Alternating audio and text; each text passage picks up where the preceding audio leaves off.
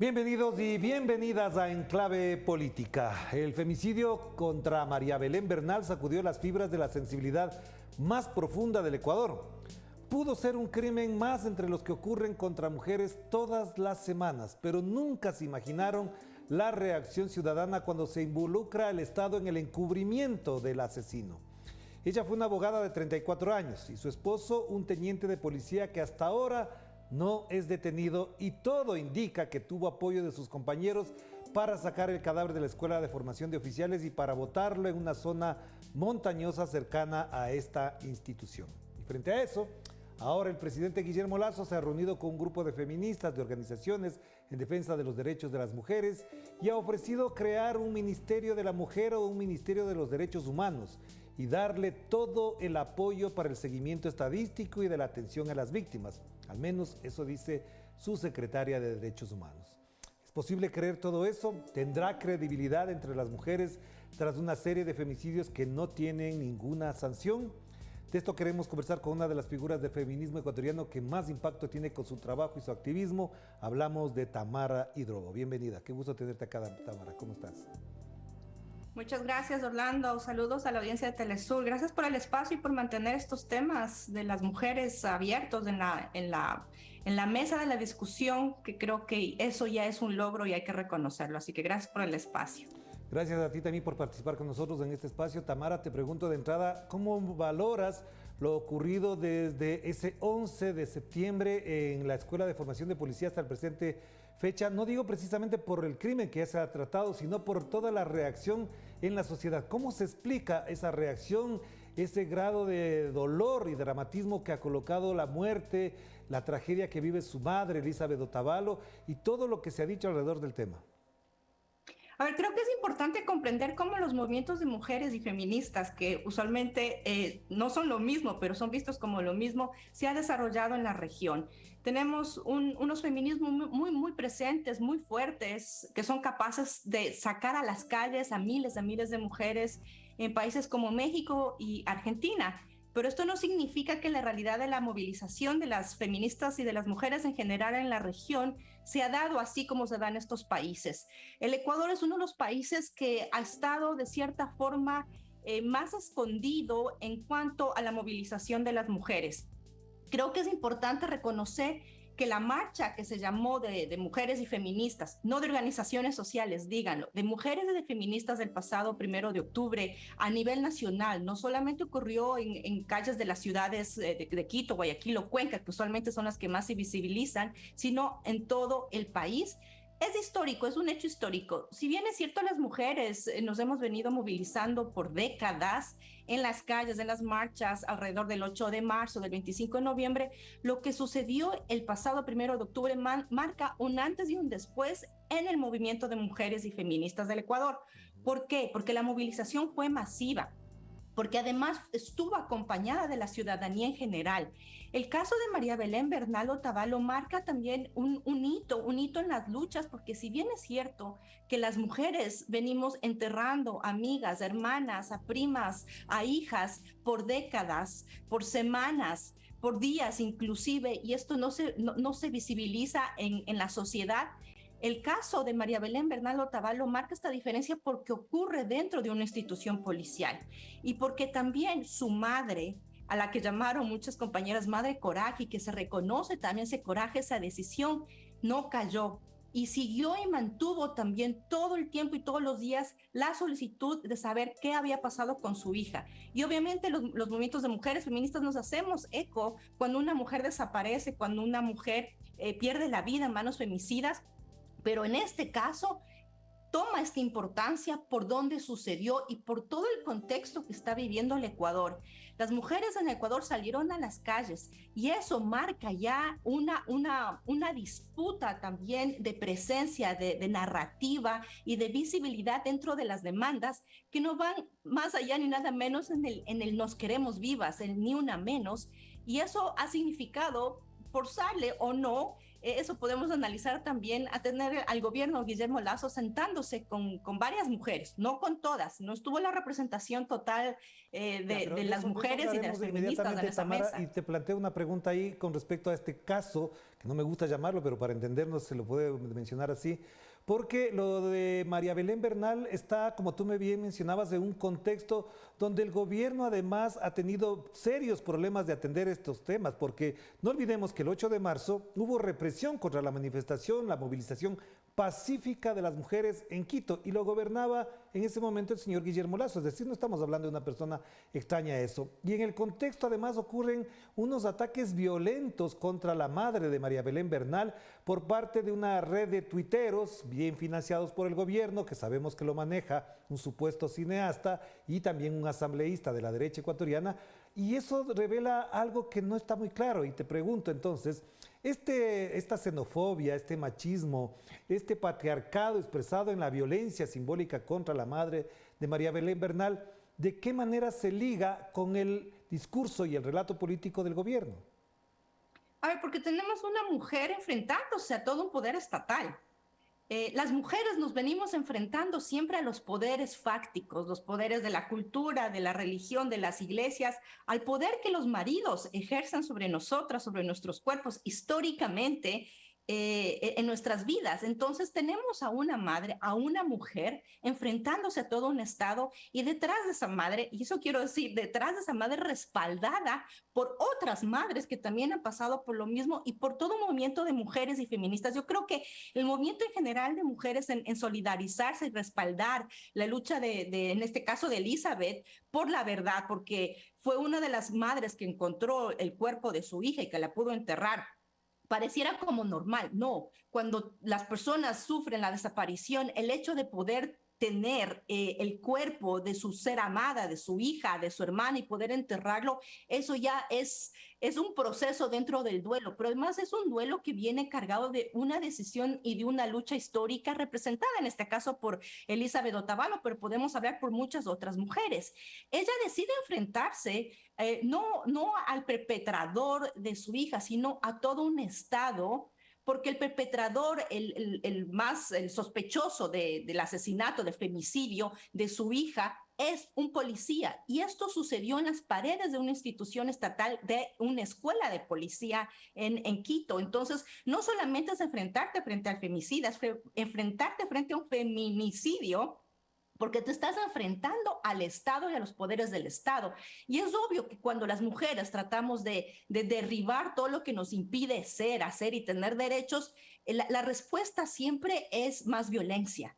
Es aquellas instituciones o hombres o el patriarcado que podemos decir decide defenderse ejerciendo lo que sabe hacer, que es violencia sobre las mujeres. Entonces parecería como muy obvio esperarse que esta arremetida que recibió Elizabeth desde las redes sociales, desde el mismo Estado, desde la misma policía, el silencio cómplice, esta cuestión de decir desde las personas desde las autoridades policiales y de los ministros también de Estado, decir cosas como, ay, el cuerpo, pero no, el cuerpo no, la vida. Y tener estos lapsus que no son lapsus, son ya violencias establecidas, estructuradas, y tener a una madre diciendo, a ver, un momentito, ¿cómo es posible que usted me diga que estamos buscando el cuerpo cuando estamos todavía buscando a mi hija, ¿no? Hasta que se encontró efectivamente el cuerpo de María Belén. Y tienes a una mujer enfrentándose a un poder estatal y la respuesta obviamente es estatal, no es de uno a uno. Las luchas de las mujeres nunca han sido en igualdad de condiciones, siempre han sido sometiéndonos a más violencia, a más agresiones, a más opresiones. Y lo que nos toca hacer a todas es unirnos en la colectividad y seguir visibilizando eso. Ahora, Entonces, es una pregunta puntual. La lucha de muchas mujeres. Dime. Una pregunta puntual para cerrar esta primera parte, Tamara, tiene que ver con que el impacto fue de tal magnitud que el ministro del Interior, el general Patricio Carrillo, fue destituido del cargo. El presidente, al bajarse del avión, después de venir de una larga jornada en Estados Unidos, dice que destituye a los dos generales de policía que sabemos por algo lo dijo además, tuvieron alguna relación con este feminicidio. Después se echa para atrás, cambia el ministro de gobierno y el que viene, Juan Zapata, dice que no hay que descabezar a la policía porque quedarse sin generales sería más grave. Entonces, si fue de tal magnitud, tumbándose a un ministro del Interior, cambiando a generales, incluso ofreciendo derribar el edificio para construir unos edificios con sentido de género, entonces, ¿por qué no es posible detener al criminal y generar la sanción, digamos, más ejemplar para una institución que ha estado dando muestras de violencia de género, de violencia criminal y además de negociados y de corrupción? Tú lo dijiste claro, Orlando, en la introducción de esta conversación. El principal sospechoso no pudo haber hecho esto solo. A ver, donde ocurrió el crimen de María Belén Bernal Otavalo, no fue una casa, no fue una calle, fue una institución, una escuela donde se forma la Policía Nacional. Sabemos que se escucharon las confrontaciones, bueno, la pelea que tuvo en este caso Germán con su esposa, a quien después se encontró el cuerpo en las cercanías de esta escuela. Y todo lo que sabemos de cómo fue posible que primero María Belén haya entrado, y por ahí el ministro también dijo que la culpa, como suele ser de las mujeres que nos violenten y que nos pasa lo que nos pasa simplemente porque existimos y vivimos, que la culpa básicamente fue del guardia de la garita que le dejó entrar a María Belén a la escuela a ver a su esposo en medio de una noche, ya a la madrugada, y después de ahí no salió con vida. Y además se conoce que este edificio tiene varios pisos donde se encontró el cuerpo de María Belén. Fue un sitio donde es difícil que una sola persona haya podido acceder a ese sitio, hacer lo que hizo para enterrar el cuerpo, y además las entradas y salidas que se sabe y se conocen, que Germán Cáceres tuvo de la escuela de la policía durante el momento, desde el momento que entró María Belén hasta que se encontró el cuerpo, digamos, y que estuvo también detenido por varias horas y la policía lo dejó escapar porque lo tuvieron. Él rindió versión y ahí se estuvieron entre la Fiscalía del Estado del Ecuador y la policía echándose la pelotita, el florero, como suele pasar con los casos de las vidas de las mujeres, de la culpa fue tuya o la culpa fue tuya porque no diste la solicitud de detener a este sospechoso porque tú le dejaste ir al sospechoso. Entonces, él solo no pudo haber cometido y perpetrado todo lo que cometió. Además, lo que pasa en una escuela de policía, tengo entendido yo que se conoce y se sabe desde las autoridades superiores, desde el director, desde las personas que están ahí, el director, los comandantes, los cadetes, los generales, y si seguimos subiendo en toda esta jerarquía, esta institucionalidad, llegamos a ministros y podríamos llegar también al presidente. Entonces es obvio que este señor, este perpetrador supuesto femicida, no actuó solo y se está encubriendo no solamente todo lo que pasó ahí, que es lo que está pidiendo la madre María Belén, Elizabeth Otavalo, la verdad de lo que ocurrió, sino quienes estuvieron involucrados en todo el proceso de que Germán Cáceres haya sacado el cuerpo de María Belén, primero que la haya asesinado, que ha sacado el cuerpo de María Belén, que lo había enterrado y que se haya escapado. Entonces, a mí como activista, como mujer, no me vengan a decir que actuó solo y que nadie sabía y que las superioridades de la jerarquía no se enteraron lo que ahí pasaba. Ahí hay complicidad. Ahora que existe este silencio institucional y este esfuerzo por tratar de limpiar la institución, esa es otra cosa que estamos viendo también que está sucediendo. Hagamos una pausa, enseguida volvemos con Tamara Hidrobo para hablar sobre lo que ha propuesto el presidente tras la reunión el día de ayer con activistas, grupos feministas y organizaciones en defensa de los derechos humanos. No todas, por supuesto, aclaramos, no estuvieron todas. Vamos a la pausa.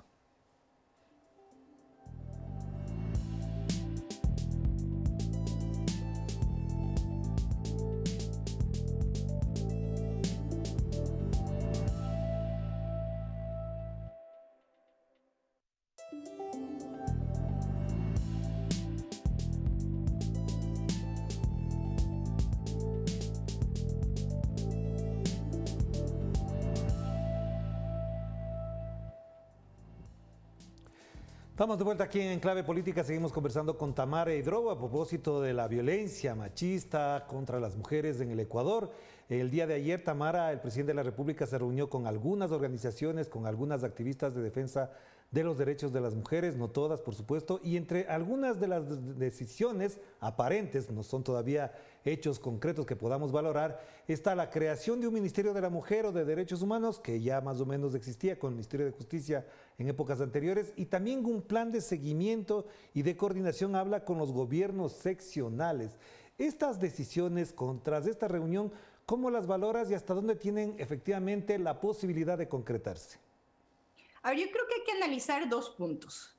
El uno, que es una realidad de transformación concreta. A ver, a través de lo que sucedió con María Belén Bernal Otavalo, un presidente de la República se ve obligado, porque si es que no fuera obligación, hubiese hecho estas mesas, hubiese tenido estas conversaciones mucho antes, inclusive antes de iniciar su gobierno y durante el gobierno. No, él se ve obligado a sentarse con las mujeres, a rodearse de mujeres.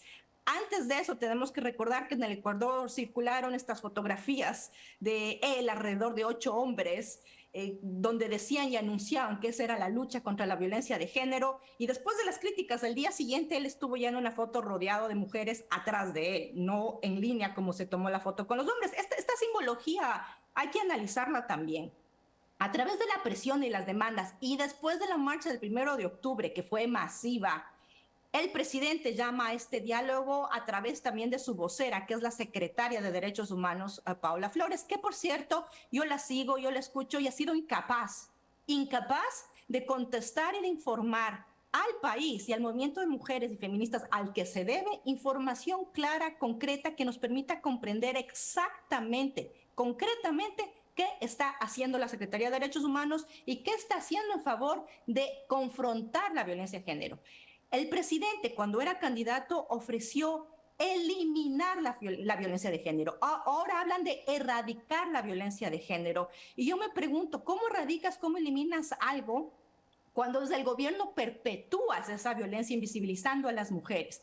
Cuando desde el gobierno ni siquiera tienes mujeres liderando, no sometidas y diciendo, como lo dice Paola Flores, gracias al presidente, no, liderando esos trabajos, ahora se ve forzado a sentarse con mujeres y yo creo que esto es un logro histórico. Seamos honestos, de verdad, tenemos que entender que las mujeres, las feministas, venimos empujando por esto, por sentarnos, por disputar las decisiones, por informar al gobierno, al poder político, ejecutivo, las necesidades que tenemos. Entonces, un logro, algo que se visibiliza por una parte, por otra parte, el gobierno estaba en una necesidad desesperada de purpurearse, de un poco bañarse de violeta para decir, sí, estoy hablando con las mujeres, sí, estamos haciendo algo para erradicar la violencia de género.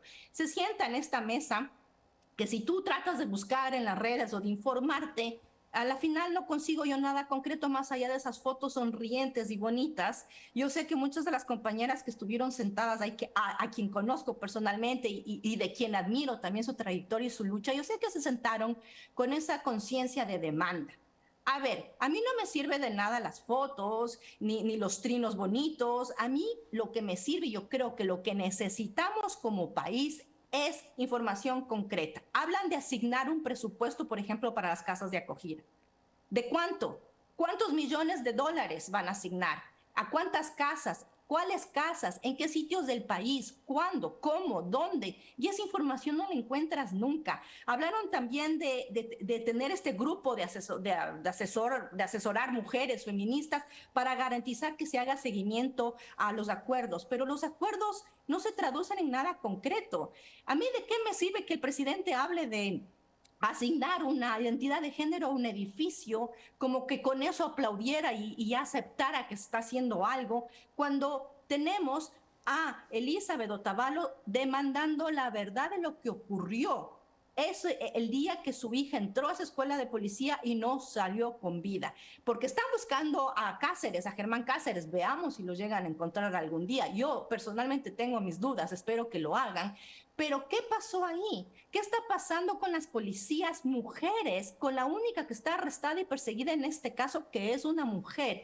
¿Qué está detrás de toda esa institucionalidad donde las mujeres también son violentadas perpetuamente por un nivel jerárquico, machista, de violencia? ¿A mí de qué me sirve lo que dice la Secretaría de Derechos Humanos cuando tenemos una realidad en instituciones como la policía que las mujeres lo viven todos los días? Cuando las mujeres son violentadas en sus casas y ni siquiera tienen centros sitios a los cuales acudir, porque no sabemos dónde están estas casas de acogida, cuántas mujeres acogen, cuál es esa atención integral que pero ahí dicen te hago tener una pregunta y dar. puntual. ¿Hasta dónde, si esto es así, digamos que se cumple, ya se va a cumplir, ya se va a poner el presupuesto, lo cumplen? Hay otras medidas de orden estructural que no están planteadas, es decir, no se trata solamente de presupuesto, no se trata solamente de crear burocracia al respecto, el problema es una decisión política y para sancionar, y digo ejemplarmente otra vez, este tipo de cosas no han tomado las medidas necesarias, es decir, todavía la impunidad con respecto a este tema en la policía y algunas instituciones de orden público se mantiene, entonces pueden incrementar el presupuesto, pero la impunidad sigue. Pueden meter preso al autor del femicidio, pero la violencia de machista y de género en la sociedad sigue. ¿Cuáles serían las medidas a partir de esto que se deberían implementar a largo plazo? A largo plazo es la educación y la información, Orlando. El Ecuador ni siquiera tiene un plan de educación sobre lo que es la violencia de género. Las violencias son múltiples, son diversas y se ejercen en todas partes, son normalizadas y son aceptadas en un país como el Ecuador y en una región como América Latina, donde la mujer es vista casi que como un ente, pero no como persona de derecho. Entonces tenemos que inclusive disputar esa narrativa de que las mujeres somos personas. Pareciera algo ridículo, pero es la verdad. En eso se traduce la lucha, la educación, la información, la transformación cultural, social, intelectual que debemos tener también en el país. Si es que tenemos a niños que son educados y criados, y no es una cuestión de las mamitas y los papitos, como dice la secretaria de Derechos Humanos, es una cuestión social, estatal, familiar, donde los niños son educados con este privilegio y con esta idea de superioridad versus a las niñas, porque las niñas, además, por ser mujeres, tienen que cumplir el rol de someterse a las reglas de la maternidad, etcétera, etcétera, etcétera. Entonces, tenemos que educar, que informar. El Estado es responsable de integralmente, digamos, desde todas las instituciones educativas, de salud, de justicia, de lo que sea, invertir en educar a su gente, a su población sobre género. Y sobre género no solamente hablar de mujeres, también hay que hablar de las diversidades sexogenéricas. Y eso todavía no tenemos. América Latina tiene que mirarse un poquito el ombligo y darse cuenta cuál es la lucha de las mujeres, de las feministas disputando derechos. Y a ver, en el Ecuador recién estamos disputando el derecho a acceder a procedimientos de aborto por violación, no aborto libre como tiene países como, bueno, México tiene solamente en estados, pero Argentina y Uruguay. En Ecuador estábamos recién disputando algo tan, pareciera tan obvio, pero en una sociedad como la ecuatoriana no lo es. El aborto a una niña o una mujer que ha sido violada. Y aún así tienes una gran parte de la sociedad que dice que no, que las mujeres y las niñas deben mantener esa gestación forzada porque eso es lo que se manda en la naturaleza y ese es el rol de la mujer. Entonces ahí entra el Estado, ahí tienen que venir las políticas de educación, de información, de derechos sexuales, reproductivos, a la autonomía, al respeto, y el Estado creo que anda ocupado disputándose como siempre con las instituciones, que además tenemos todas las instituciones con personas prorrogadas en sus funciones. ¿Qué le va a importar? Pues invertir en educación para enfrentar este estigma, porque es un estigma que llevamos Pero las mujeres. ahí te hago la última pregunta, Tamara, porque es muy importante para América Latina, porque dentro del Ecuador quizás se conoce, aunque no creo del todo. ¿Qué confianza puede haber en una lucha de género, en una política pública de género, cuando el presidente de la República y su esposa, además de ser afiliados al Opus Dei, han dado muestras no solamente de xenofobia, sino también de negarse a la posibilidad que los derechos de las mujeres sean en la práctica concretados con políticas públicas que generen, lo que él dijo en campaña, un bienestar general? A ver, ahí tenemos dos cosas. El presidente cuando era candidato dijo eliminar la violencia de género. Cuando ya es presidente y se purpurea y está en situaciones, digamos, con el 25 de noviembre lleno del color púrpura, habla su esposa para decir que las niñas no tienen que aceptar salamerías del tío. Y tienes un discurso versus una oferta, pero si a mí me preguntan, yo desde mi feminismo, Yo al presidente nunca le he creído y no le voy a creer y siempre voy a confrontarle, porque además siendo quien es, un hombre que le ha importado, pues con una historia, es un banquero, por decirlo así, con una historia que le ha importado a él, pues hacer dinero y hacerlo de la forma como lo ha hecho, y tener esta casi que obsesión de llegar a la presidencia, al poder máximo que un ser puede, un ciudadano puede aspirar dentro de un país, y llega a ser presidente, y el momento en que empieza a ejercer su presidencia vemos que hace todo pero nada, dice todo pero no hace nada. Entonces yo a él no le creo, y creo que tenemos el presidente que sabíamos que íbamos a tener, un hombre banquero del Opus Dei que poco le importa la vida de las mujeres, que sí le importa lo que diga Twitter o otras redes sociales, y por ende se ve forzado a crear mesas de diálogo, a tomar lindas fotos, a tener mujeres de color de piel diversas sonriéndolo mientras le dan la mano y casi que agradecidas de que el presidente la reciba en esa mesa para dar seguimiento a las cosas que hay que hacer. Yo no le creo. Yo creo que el Ecuador no va a cambiar mientras tengamos hombres con el poder político, judicial, legislativo, que comprendan que las mujeres son las que tienen que llegar, las mujeres con visiones feministas a favor de derechos, las mujeres tienen que llegar a disputar ese poder político y a sentarse en esas sillas políticas, a tener ese poder político si es que queremos realmente transformar la vida de las mujeres y de las niñas de las siguientes generaciones. Y eso no va a pasar. Entonces, a mí no me sirve de nada las mesas, a mí no me sirve de nada los ofrecimientos, cuando sabemos que a semana seguida tenemos muertes en las cárceles, cuando sabemos que cada 28 horas hay una mujer que muere en manos femicidas en el Ecuador, cuando sabemos que no hay trabajo, que no hay medicinas, cuando tenemos un país dentro de una región que está tratando de caminar, de pararse, de estar de rodillas sometidas al capital, de pararse para ir hacia un desarrollo, y lo que hacemos es dirigirnos hacia un barranco como nación, como un presidente con el que tenemos, con un gobierno como el que tenemos. Entonces yo no tengo ninguna esperanza de que vaya a cambiar y no le creo absolutamente nada. Gracias, Tamara. Muy importante lo que acabas de mencionar, porque esto además da cuenta de la explicación más global y estructural de lo que pasa en el Ecuador en estos momentos. Te mando un abrazo, que estés muy bien. Igualmente, gracias Orlando. Saludos a todas y a todos. Gracias a Tamara Hidrobo y a ustedes por acompañarnos en esta reflexión a propósito de lo que vive en el Ecuador, más allá de la violencia callejera, que es la que quieren de alguna manera contrarrestar con acciones policiales. La violencia estructural, las violencias estructurales que hay en este país son todavía mucho más graves, como que nos acaba de mencionar y de describir Tamara Hidrobo. De esto seguiremos conversando. Cuídense mucho. Chao, chao.